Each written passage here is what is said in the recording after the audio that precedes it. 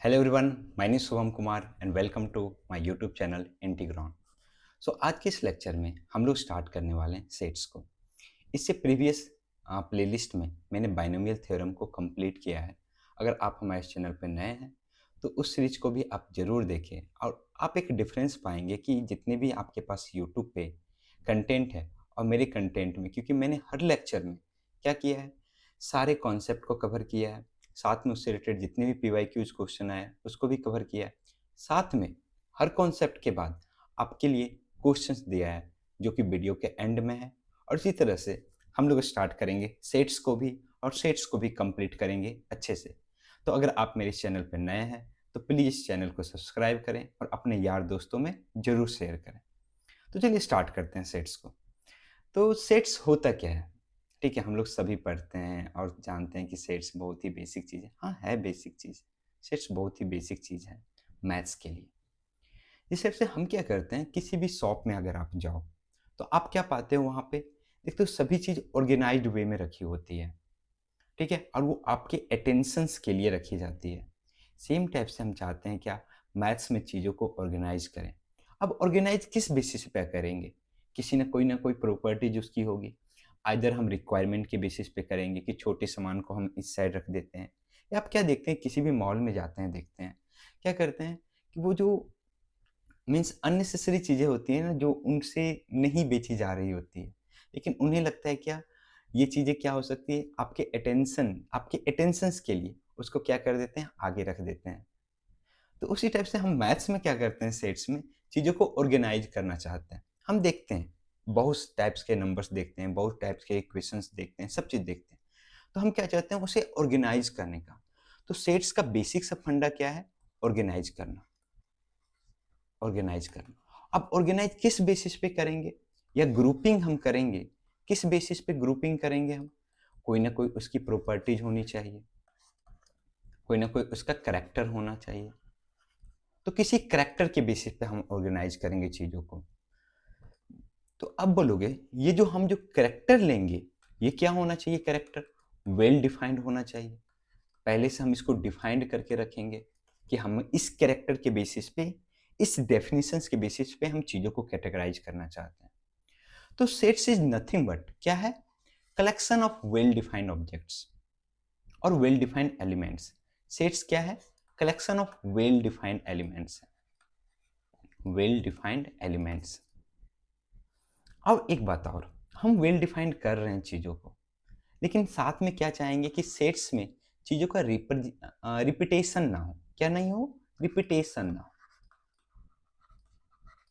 Repetition, no repetition. तो यही आपका सेट्स है। तो सेट्स क्या हुआ, well defined collection of distinct objects. क्या है, well defined collection of distinct objects. तो यही आपका सेट्स हुआ। तो जैसा कि मैंने यहाँ पे डेफिनेशन में लिखा है, a set is well defined collection of distinct objects. और ये जो वेल डिफाइन है ना, ये बहुत ही इंपॉर्टेंट है। ये वेल डिफाइन होना चाहिए। वेल डिफाइन करने का मतलब, जो डेफिनेशन मेरे लिए होगी ना, वही डेफिनेशन आपके लिए होगी।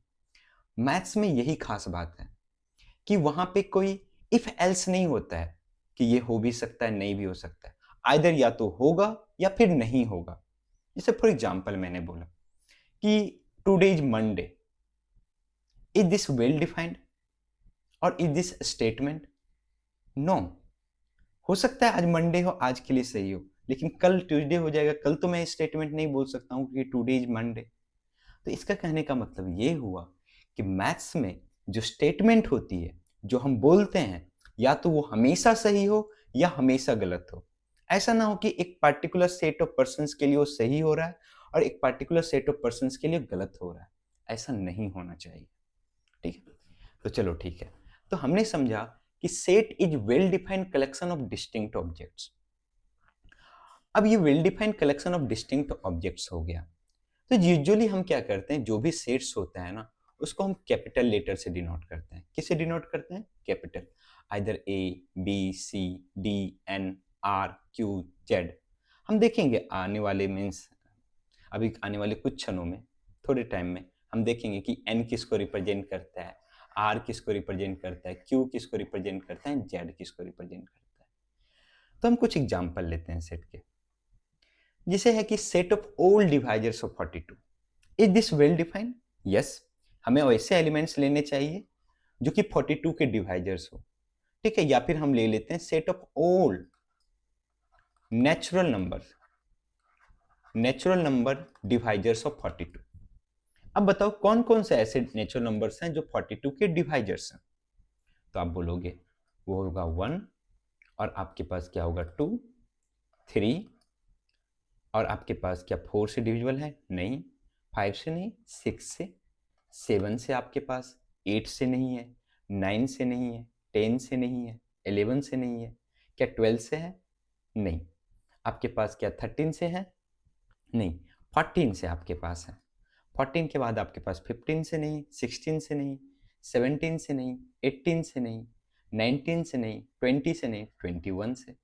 अब हम चूंकि हाफ पे पहुंच गए तो इसके बाद क्या होगा 42। तो हम जनरली सेट को क्या करते हैं, करली ब्रैकेट्स के अंदर डिनोट करते हैं और उसके एलिमेंट को लिस्ट करते हैं। ध्यान रहे कि एलिमेंट क्या हो, रिपीटेड ना हो। तो ये मैंने सेट देखा, क्या ये हमारा जो सेट है क्या वेल डिफाइंड है? हाँ है। ये सारे नंबर्स किसके डिवाइजर्स हैं? 42 के डिवाइजर्स। इसके अलावा और कोई नंबर्स नहीं है जो 42 का डिवाइजर्स हो। तो हम जब वेल डिफाइंड करेंगे ना तो उसमें कोई भी एलिमेंट छूटना नहीं चाहिए, ठीक है। Set of all states in India, क्या ये हमारा सेट है? बिल्कुल है। हमने बोला कि इंडिया में जितनी भी स्टेट्स हैं उसके सेट। तो हम ऐसा नहीं कि वहां पे कोई हम ऐसा स्टेट ले लेंगे जो कि इंडिया में नहीं होगा, ठीक है। हम ऐसा नहीं बोलेंगे कि लॉस एंजलिस जो है आपके पास वो इंडिया का होगा, नहीं होगा। अब वो जो सेट होगा वो क्या होगा? डेफिनिट होगा।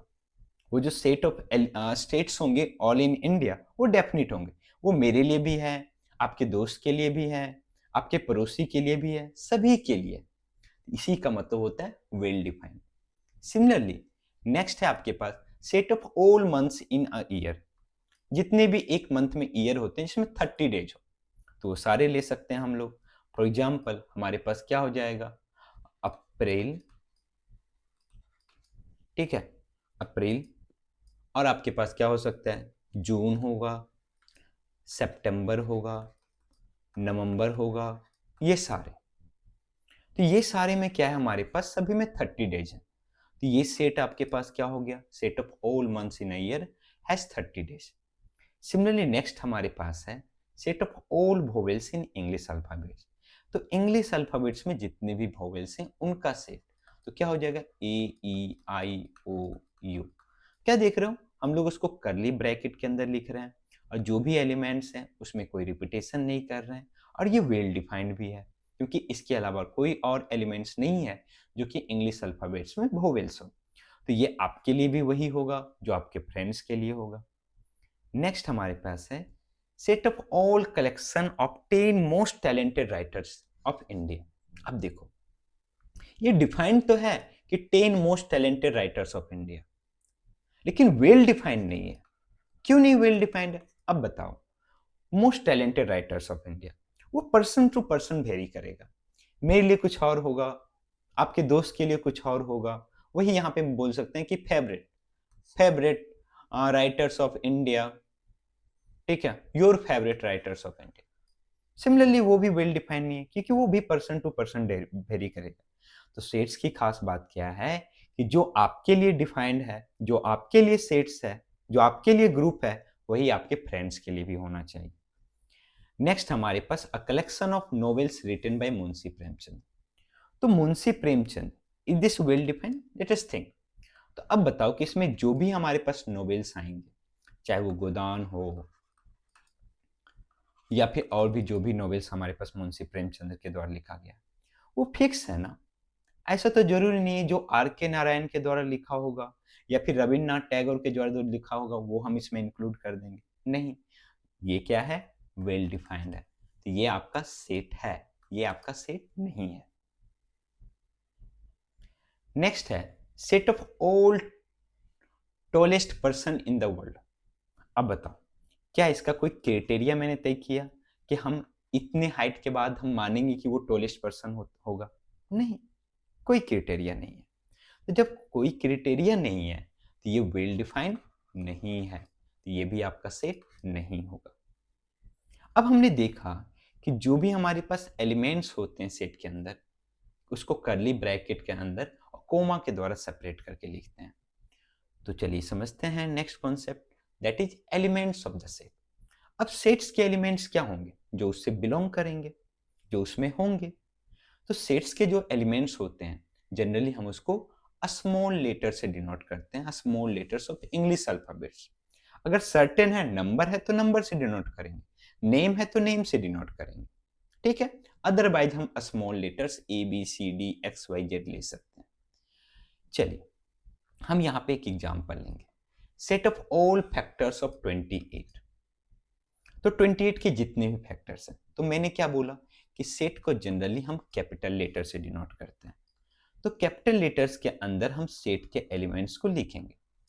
क्या है एलिमेंट्स हमारे पास? 1 2 4 7 14 28। अब यहाँ पे एक सिंबल आता है, that is epsilon. That is epsilon, ये ग्रीक वर्ड का लेटर है, दैट इज एप्सिलॉन। एप्सिलॉन कहने का मतलब क्या होता है? Belongs to. क्या होता है? Belongs to. अब हम ये देखेंगे कि इसके एलिमेंट्स कौन कौन से हैं। तो आप बोलेगे 1 2 4 7 14 28, ये सारे इसके एलिमेंट्स हैं। तो हम क्या बोलेंगे? 1 बिलोंग्स टू ए, इसको डिनोट करेंगे 1 बिलोंग्स टू ए। क्या हमारे पास 4 बिलोंग कर रहा है ए से? यस, 4 बिलोंग्स टू ए।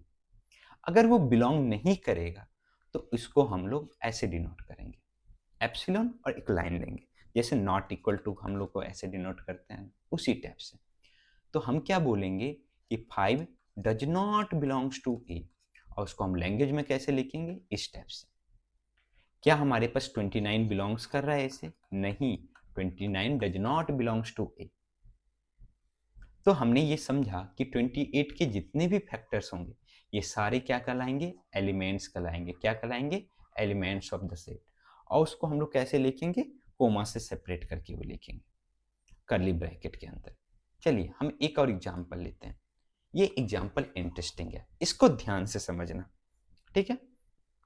तो हमारे पास क्या है? एक सेट बी है, उसके अंदर 1 है, 2 है, एक अनदर सेट है उसके अंदर 1, 2 और हमारे पास 3 है।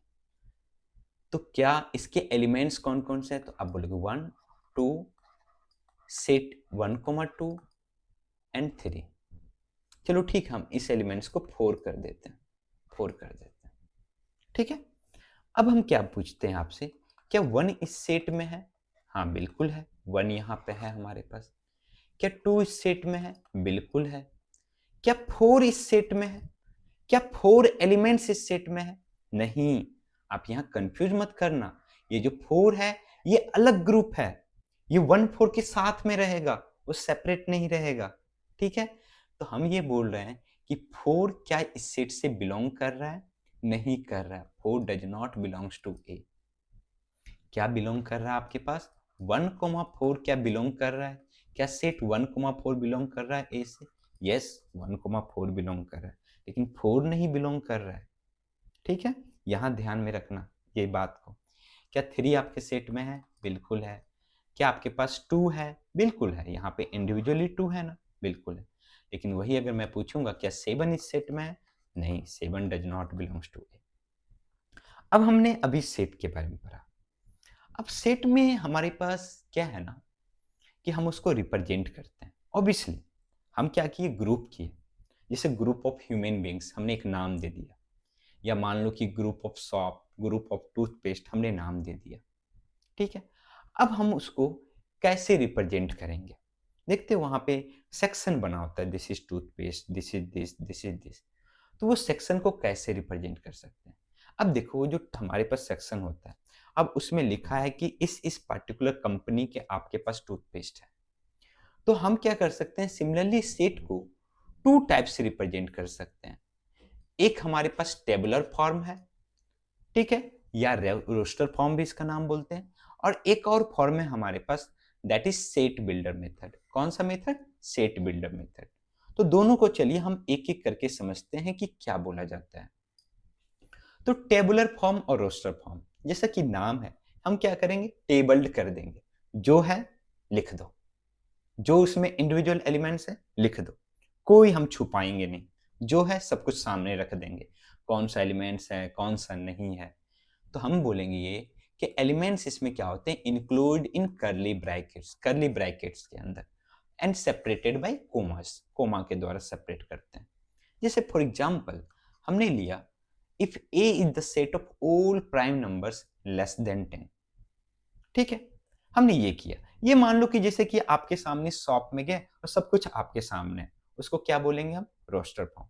लेकिन ऐसा है कि सामने एक हिडन लेयर है, आपसे पूछा जाएगा कि सर आप क्या खरीदना चाहते हो, तो आप बोलोगे शॉप, तो बोलेगा उस साइड जाने की जरूरत नहीं है, आप इस साइड चले जाओ।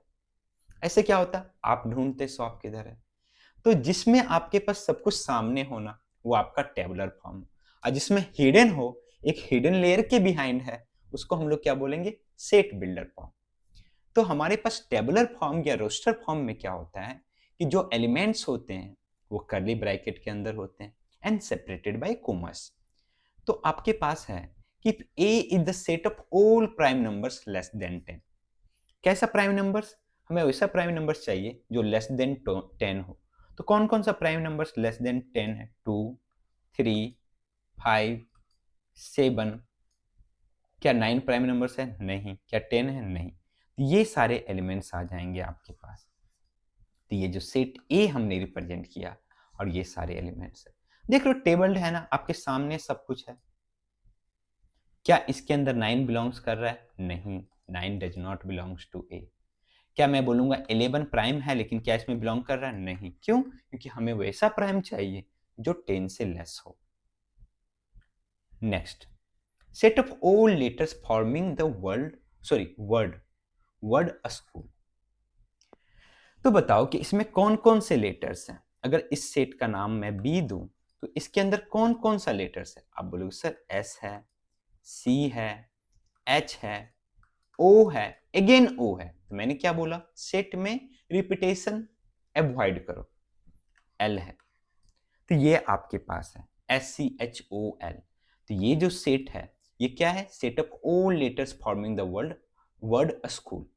अब लोग सर क्या मैं इसमें ऐसे लिख सकता हूं SHCLO, बिल्कुल लिख सकते हैं। देखो सेट में खासकर टेबुलर फॉर्म में order doesn't matter, order does not matter, order does not matter.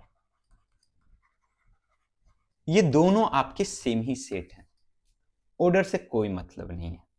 अब नेक्स्ट देखते हो, अभी तक जो भी सेट हमने लिया ना उसमें फाइनाइट नंबर ऑफ एलिमेंट्स हैं। जैसे इस सेट में 4 एलिमेंट्स हैं, इस सेट में 5 एलिमेंट्स हैं।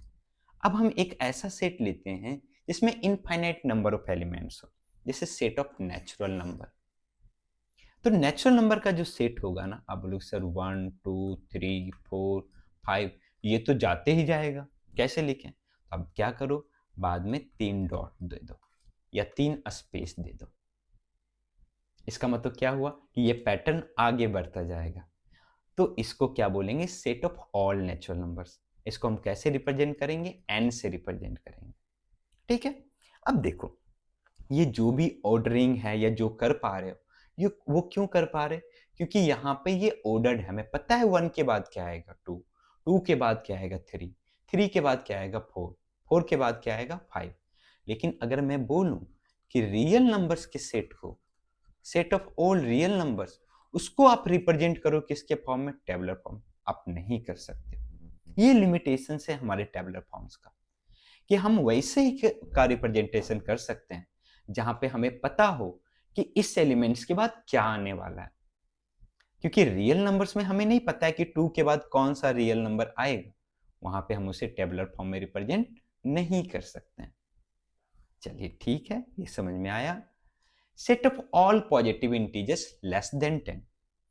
तो जितने भी पॉजिटिव इंटीजर्स होंगे जो लेस देन 10 होंगे उसको कैसे हम लिखें। तो लेस देन 10, अगर मान लो कि ये सेट हमारे पास C है तो हमें पॉजिटिव इंटीजर चाहिए लेस देन 10। तो क्या होगा, आपके पास पॉजिटिव चाहिए ना, 0 नहीं ले सकते हैं, 1 2 3 4 5 डॉट डॉट डॉट 8 9 10। तो ये जो सेट हुआ, set of all positive numbers less than 10, less than 10 चाहिए। तो ये मिस्टेक मत करना, क्योंकि हमें 10 से लेस चाहिए। तो कहाँ तक हो जाएगा, 1 to 9। नेक्स्ट है आपके पास set of all integers whose square is less than 25। हमें वैसा इंटीजर चाहिए जिसका स्क्वायर 25 से लेस हो। तो बताओ -5 का स्क्वायर कितना होगा? आप बोलोगे सर -5 का स्क्वायर तो 25 होता है। अब 5 का स्क्वायर कितना होगा? 5 का स्क्वायर भी 25 होता है। -4 का स्क्वायर कितना होगा? आप बोलोगे 16 होता है। 4 का स्क्वायर कितना होता है? 16। क्या -4 का स्क्वायर लेस देन 25 है? बिल्कुल। क्या 4 का स्क्वायर भी लेस देन 25 है? बिल्कुल। लेकिन -5 के इधर कोई भी नंबर लेंगे -5 के LHS में, तो आपके पास क्या आ जाएगा? फॉर एग्जाम्पल -6 का स्क्वायर वो 36, ये ग्रेटर देन 25 होगा। तो हमारे पास जो लिस्ट आएगी, मान लेते हैं डी सेट है, वो आएगी -4, -3, -2, -1, 0, 1, 2, 3, 4। ये सारे एलिमेंट्स होंगे किसमें? Set of all integers whose square is less than 25। अब हम क्या देख रहे थे टेबुलर फॉर्म में कि हमें बहुत ही लंबा लिखना पड़ रहा है। क्या कोई शॉर्ट फॉर्म इससे भी नहीं है? क्योंकि हम चाहते हैं कि डायरेक्ट लिखे। आपको मैथमेटिकल नॉलेज है, आप खुद आइडेंटिफाई कर लोगे कि उसमें कौन सा एलिमेंट्स होगा।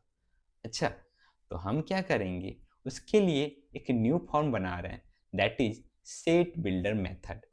Set builder method. Set builder method में हम क्या करते हैं? मैंने बोला ना, सेट क्या होता है? Set is the collection of well defined distinct objects. तो जब सेट कलेक्शन है वेल डिफाइंड डिस्टिंक्ट ऑब्जेक्ट्स, तो हर सेट का कोई ना कोई एक वेल डेफिनेशन है। ठीक है, वो वेल डिफाइंड है, तो क्यों ना उसी डेफिनेशन या उसी प्रॉपर्टीज का यूज किया जाए। तो हम क्या करेंगे? जनरली एक क्या लिखेंगे? सेट अगर ए है तो हम मान लेंगे कि उसमें एलिमेंट क्या है? एक्स है। एलिमेंट क्या है? एक्स। एक जनरल एलिमेंट हमने मान लिया एक्स। साथ में हम बोलेंगे एक्स इस प्रॉपर्टीज को होल्ड करता है, तो हम बोलेंगे एक्स इज टू, उसके बाद उसकी प्रॉपर्टीज को लिख देंगे। हो गया। जैसे फॉर एग्जाम्पल हमने नेचुरल नंबर में लिखा, हमने ऐसे लिखना पड़ रहा था 1 2 3 4 ये सारे। हम क्या बोलेंगे कि भैया तुम जो है ना n, वो आपके पास है x। मान लेते हैं कि इसके एलिमेंट क्या है? x है। तो x क्या है आपके पास? x is a natural number. बस यही हो गया। कुछ बुक में आप स्लैश भी देखोगे यहाँ पे। इसको कैसे पढ़ेंगे? x is to x is a natural number. ठीक है, जहां पे px आपकी क्या होगी? Property of the elements of the set A और definition of the elements of the set A. चलो, तो हम कुछ एग्जाम्पल से समझते हैं। तो हमने एक एग्जाम्पल लिया a इक्वल टू AEIOU। हम बोलेंगे सर ये सारे एलिमेंट्स तो हमारे पास क्या है? इंग्लिश अल्फाबेट्स के वोवेल्स हैं। तो हम क्या बोलेंगे? मान लेते हैं कि इसके एलिमेंट्स x है, वेयर x इज अ या is an alphabet, alphabets of, sorry, x is N, आपके पास क्या है? x is in vowels, x is a vowels of English alphabet। मेरी इंग्लिश थोड़ी वीक है, वीक नहीं है, मैं कंफ्यूज हो जाता हूँ अल्फाबेट्स को। x is a vowel, vowels of English alphabets, English alphabets, English alphabets। ठीक है। सिमिलरली हमने लिखा SCHOL। तो हम बोलेंगे सर ये तो लग रहा है स्कूल के हमारे पास लेटर्स हैं। बिल्कुल। तो आप चाहो तो हमें देखो, कोई मतलब नहीं है कि स्कूल का हमारे पास क्या उसकी स्पेलिंग होती है। हम लिख सकते हैं SCHOL का ये लेटर्स हैं, बिल्कुल। हम लिख सकते हैं SCCHOOL का लिख सकते हैं, बिल्कुल लिख सकते हैं, आपकी इच्छा पे। तो हम बोलेंगे ये जो सेट बी है, x इज टू x, मान लिया element x is a letter of word school, SCHOOL। ऐसा मत लिख देना SCHOOL, नहीं, यहां पे कैपिटल्स है तो कैपिटल्स में ही लिखना पड़ेगा। ठीक है। नेक्स्ट हमारे पास है एक सेट है -5, -4, -3, -2, -1 अप टू यहां। अब हम देख रहे हैं कि ये सारे तो इंटीजर्स हैं। कैसे इंटीजर्स हैं? जिनका स्क्वायर क्या है, अगर स्क्वायर करोगे आप, -5 का स्क्वायर 25, अगेन 5 का स्क्वायर 25, तो ये जो स्क्वायर है ये लेस देन इक्वल टू क्या है, 25। तो हम बोलेंगे x is to x is N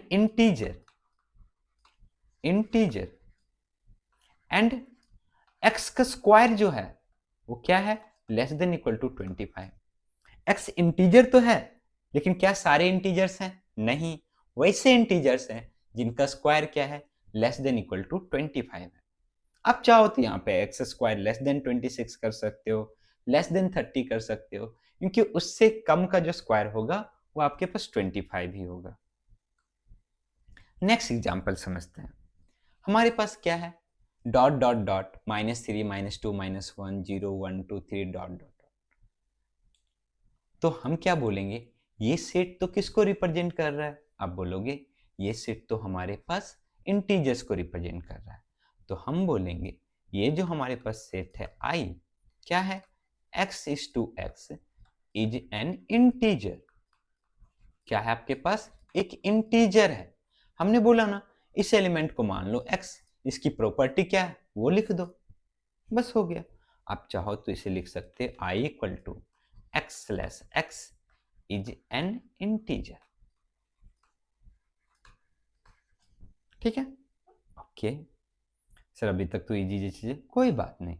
हम देखो ऐसे ही आपका बेस स्ट्रांग होगा। आप क्या करो, धीरे धीरे डेली डेली एक वीडियो देखो। मैं भी आपके लिए एक एक वीडियो अपलोड करूँगा और आप देखोगे ना एट द एंड, ठीक है, आप में इतना इम्प्रूवमेंट होगा आपके मैथ्स में, आपकी लॉजिकल थिंकिंग में। मैं आपको सोचना सिखाऊंगा। ऐसा नहीं कि मैं आया आपके पास, लिया सारे क्वेश्चन सॉल्व कर रहा है, नहीं।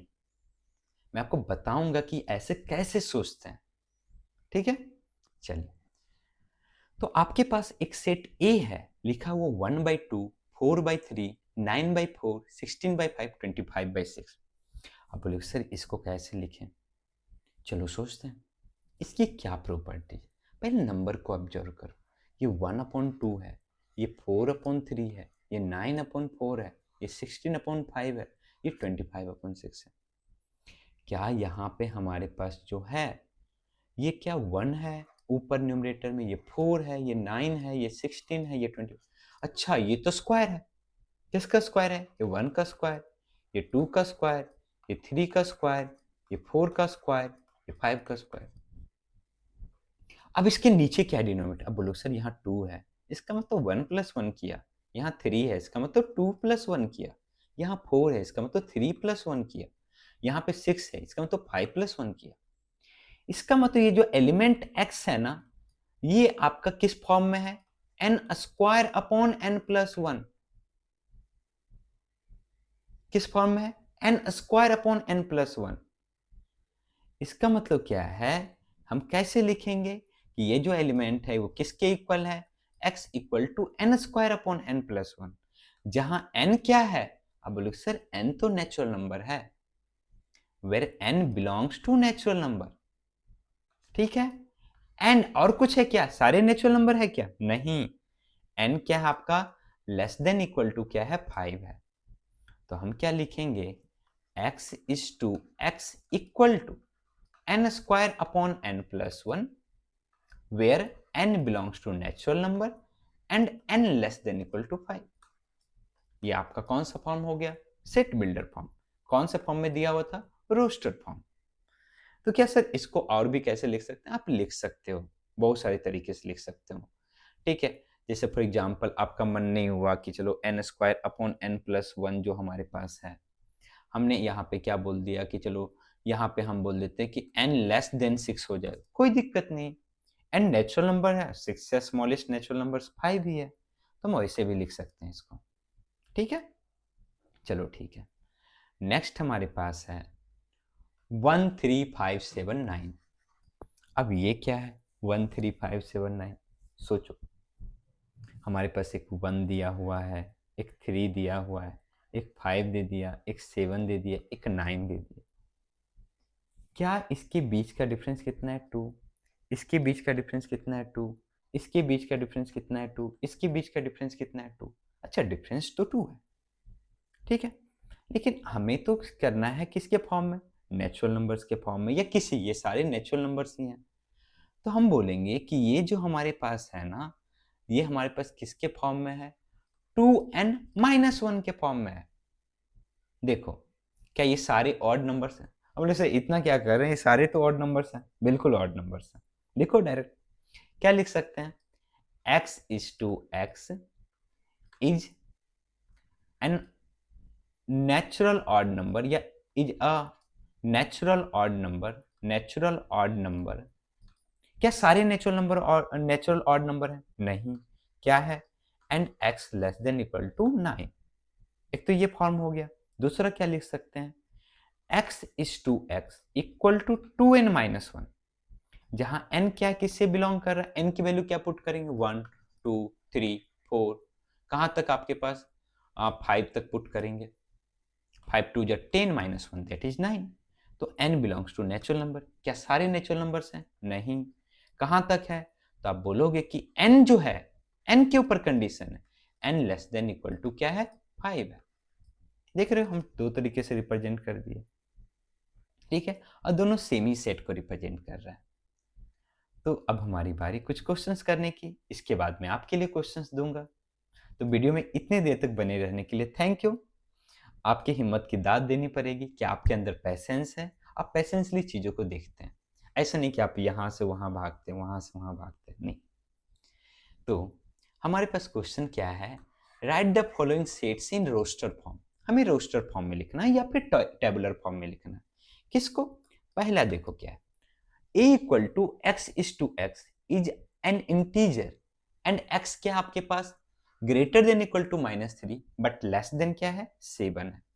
इसका मतलब हमें -3 से लेके एंड 7 से पहले सारे इंटीजर्स लिखने हैं।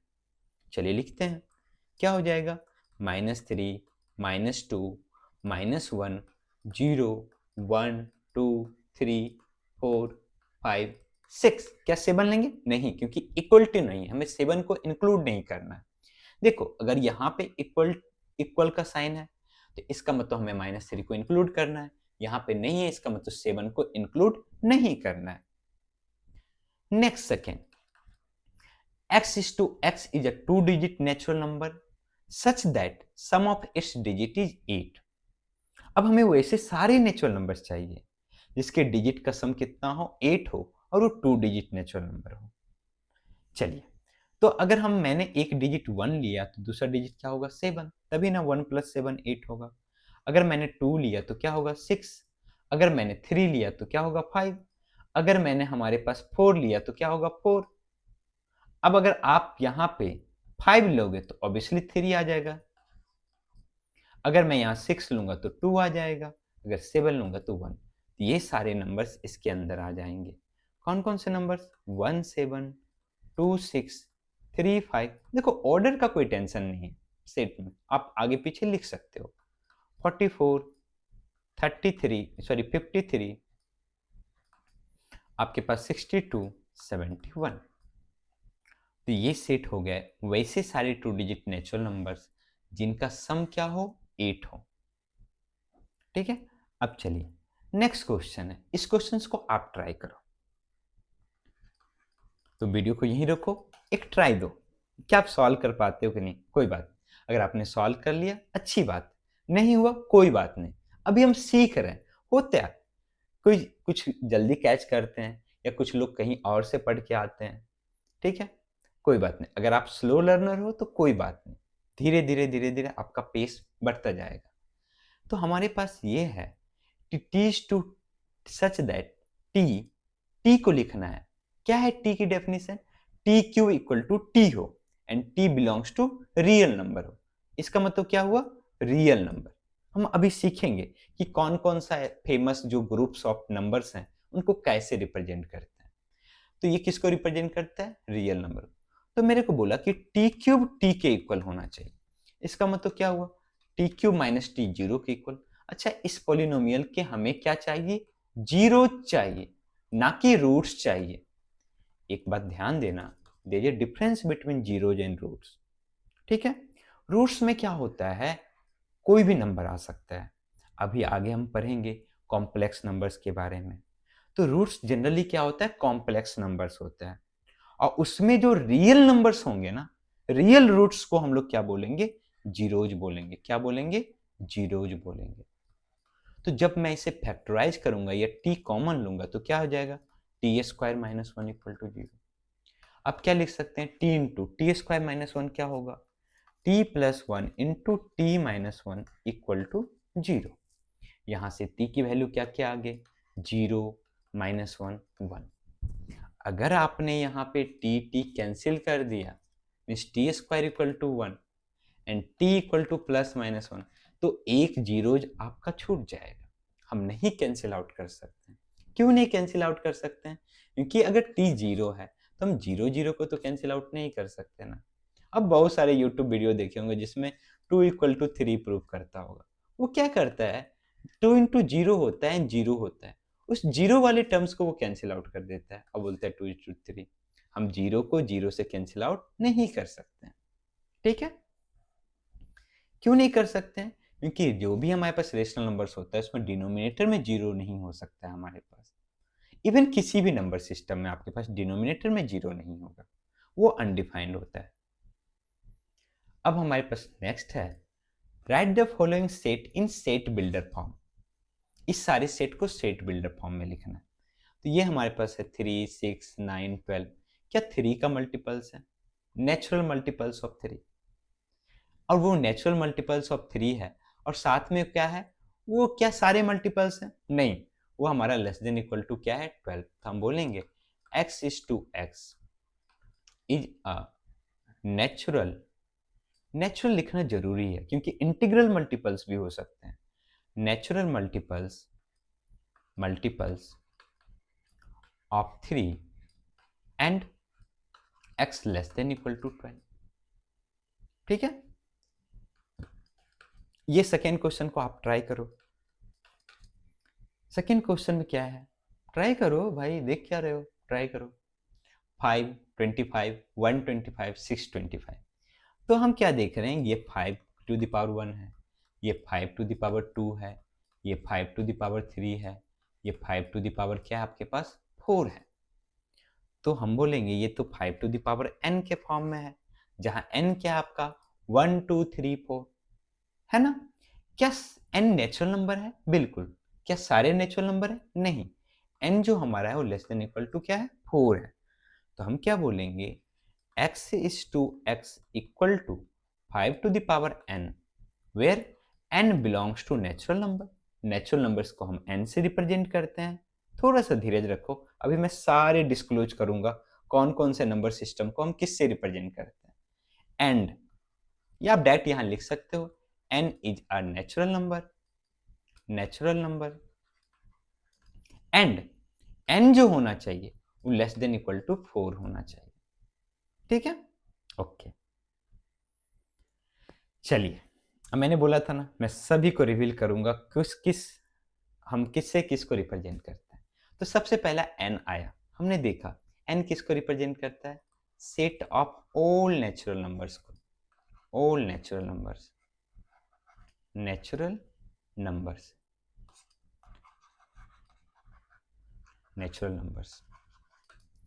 क्या होते हैं हमारे पास, अगर लिस्ट करें तो 1 2 3 डॉट डॉट डॉट। जेड और आई जो होता है उससे हम किसको रिप्रेजेंट करते हैं, इंटीजर्स को रिप्रेजेंट करते हैं। सेट ऑफ ऑल इंटीजर्स क्या हो जाएगा हमारे पास, डॉट डॉट डॉट -3 -2 -1 0 1 2 3, ये सारे। नेक्स्ट है जेड नॉट और आई नॉट। इसका मतलब क्या हुआ कि हमें क्या करना है, जीरो को छोड़ देना है। मीन्स कहने का मतलब set of all non zero integers means zero को हटा के जितने भी हमारे पास है ना उसको क्या बोलेंगे, किसी में भी। ठीक है, ऑब्वियसली n में तो जीरो हो ही नहीं सकता है। देखो सेट इसलिए भी इंपॉर्टेंट है ना, सेट से हमारे पास, जैसे सेट्स पे हमने बोला कि नेचुरल नंबर्स पे क्या बता सकते हो कि 1 का प्रीडिसेसर क्या होगा, बताओ। क्या 1 का प्रीडिसेसर क्या होगा? सेट ऑफ नेचुरल, कुछ नहीं। क्यों? क्योंकि 1 का प्रीडिसेसर ऐसे 0 होता है, लेकिन 0 क्या नेचुरल नंबर है? नहीं, तो नहीं पता। तो नेक्स्ट है हमारे पास जेड प्लस। जब भी आपके पास प्लस लिखा हो किसी में भी, तो हम क्या बोलेंगे? सेट ऑफ ऑल पॉजिटिव, यहां पे क्या है? जेड प्लस है, तो पॉजिटिव इंटीजर्स। कैसे लिखेंगे? पॉजिटिव इंटीजर्स क्या होता है? 1 2 3 4 डॉट डॉट डॉट। नेक्स्ट है हमारे पास होल नंबर। क्या होल नंबर में 1 का प्रीडिसेसर है? हाँ है, that is 0। Set of all whole numbers. देखो, नेचुरल नंबर्स जो है भगवान ने दिया, बाकी सारे नंबर्स हमने बनाए अपने नीड के अकॉर्डिंग, जिससे प्रॉब्लम्स को सॉल्व करने में आसानी हो। हमने देखा 1 का प्रीडिसेसर नहीं है, तो हमने एक नया सिस्टम बनाया। फिर हमने देखा यार कि हम जब किसी से लेन देन करेंगे, तो मैंने किसी को दिया, तो मैं पॉजिटिव में हूँ, वो नेगेटिव में, इसके लिए हमने इंटीजर्स बनाए। फिर हमने देखा कि इंटीजर्स पे हम डिवीजन नहीं कर सकते हैं, तो हमने रेशनल नंबर्स बनाया।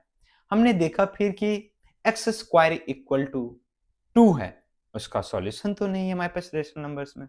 फिर हमने इरेशनल नंबर्स बनाया। फिर हमने देखा कि जितने भी रेशनल और इरेशनल है, वो सारे तो रियल हैं। ठीक है, उसको हम नंबर लाइन पे रिप्रेजेंट कर सकते हैं, और आपने क्लास 9th में रिप्रेजेंट किया भी होगा √2 को, √3 को नंबर लाइन पे रिप्रेजेंट। लेकिन हमने देखा कि अगर एक्स स्क्वायर इक्वल टू -1 है तो क्या होगा? इसको सॉल्व करने के लिए हमने कॉम्प्लेक्स नंबर बनाया।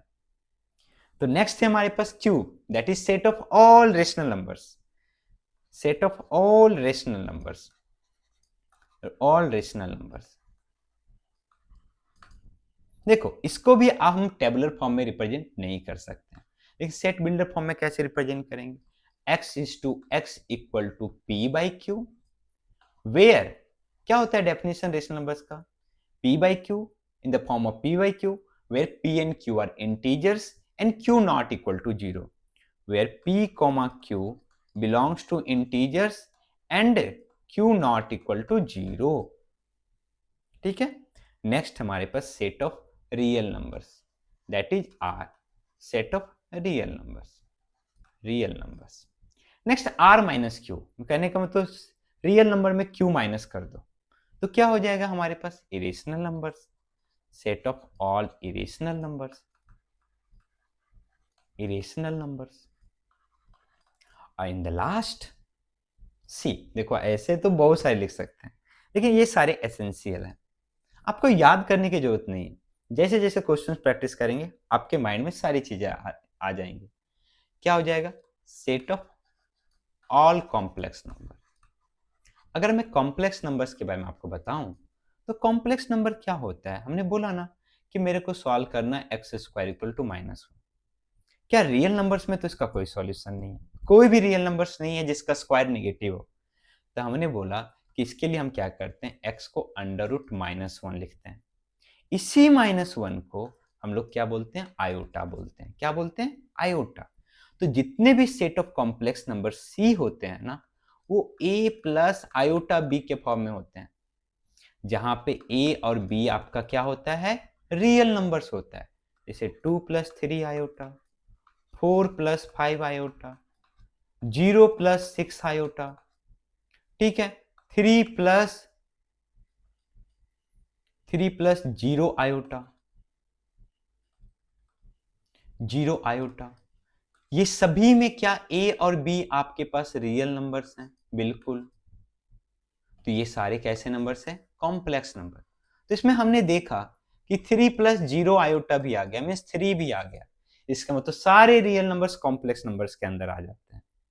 जैसे आपके पास रियल नंबर्स ने किसको समाहित किया अपने अंदर? रियल नंबर्स ने रेशनल नंबर्स को समाहित किया, इरेशनल को समाहित किया, रेशनल ने इंटीजर्स को किया, इंटीजर्स ने होल नंबर्स को किया अपने अंदर, और होल नंबर्स ने किसको किया? नेचुरल नंबर्स को। इसी कॉम्प्लेक्स नंबर्स ने सभी को अपने अंदर ले लिया। ठीक है, चलो ठीक है, तो हम कॉम्प्लेक्स नंबर्स भी यहां से समझ गए। तो ये सारे कुछ हमारे पास सम स्टैंडर्ड सेट्स थे, जिसको आपको एक बार आइडिया देना जरूरी था, जिससे हम आगे के लेक्चर्स में अगर हम यूज करेंगे तो उससे आपके लिए आसानी हो। चलिए, अब आपकी क्वेश्चंस करने की बारी। हमने कुछ सेट ऑफ क्वेश्चंस आपके लिए रखे हैं। वो आज चूंकि बेसिक एक्सरसाइज है, तो आपके पास कुछ बेसिक क्वेश्चंस भी होंगे। फिर भी आपको ये सारे क्वेश्चंस करने हैं, ठीक है? ऐसे एक बार देख के ही कर लो, ठीक है? और आप ट्राई करो कि इसके आंसर्स आप कमेंट बॉक्स में डालो, जिससे मैं बता सकूं कि आपके आंसर सही है या गलत है। तो ये क्वेश्चंस हैं, आप इसके स्क्रीनशॉट ले लीजिए। Question number 1, 2, next question number 3, next question number 4, that's it. तो कैसा लगा आपको ये लेक्चर, बिल्कुल बताना। नेक्स्ट लेक्चर्स में हम लोग देखेंगे कि जो भी डिफरेंट डिफरेंट टाइप्स के सेट्स होते हैं वो कौन कौन से होते हैं, उसको हम समझने का ट्राई करेंगे। ओके, तो चलिए इस लेक्चर्स में इतना ही आज के लिए। Bye, all the best.